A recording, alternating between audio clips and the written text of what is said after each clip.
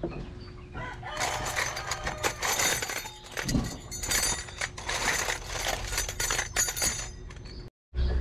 what's up mga Kaspiro? Welcome sa ating Facebook page na Clanon Spearfishing and Accessories.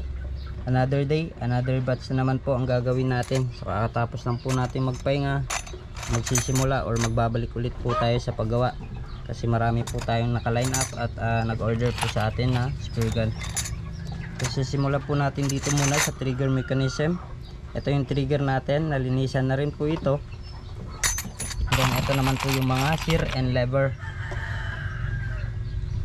Ito pala mga Kaspiro is bagong trigger mechanism natin. Then ito din po yung gagamitin natin starting this month sa lahat po ng mga may order. So high-end trigger, laser cutting. Ito na po yung trigger mechanism natin. Napaka-solid nito. Tatapusin lang po muna natin itong assemblein para at least mabilis lang po tayo makapag proceed sa handle. Then mabilis na rin po natin tapos yung mga unit nyo kasi yung trigger natin assemblein na lang.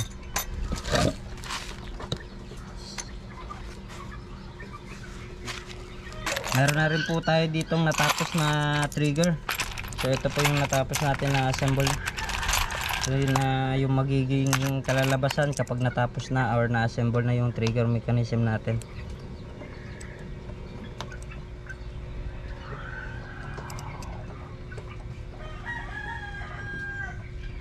Yung gamit natin na shear is 8mm. So makapal po siya. Yung lever, ito po 6.5, makapal din. Then yung line release natin is nasa 3mm to 4mm yung kapal. Yan po. Tatapusin lang muna natin ito mga Kaspiro sa pag-assemble. Then update ko na lang po kayo kapag natapos na po ito. So maraming salamat po pala sa lahat po na nag-line up ngayong month of May. Then sa mga gusto pong mag-line up, so PM lang po kayo mga Kaspiro. Then hindi po ito available muna sa ating market o Shopee store kasi limited stock pa lang po ang meron tayong nito. Hopefully by end of May makapagbenta na po tayo ng mga trigger mechanism na. Pero ngayon hindi ko po muna ito binibenta, exclusive lang muna ito sa mga may order.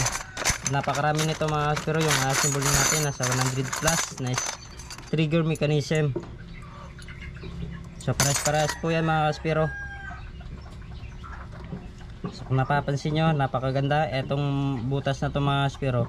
Pwede nyo tong gusto nyong i-upgrade yung trigger, pwede po kayong mag roller sa shear.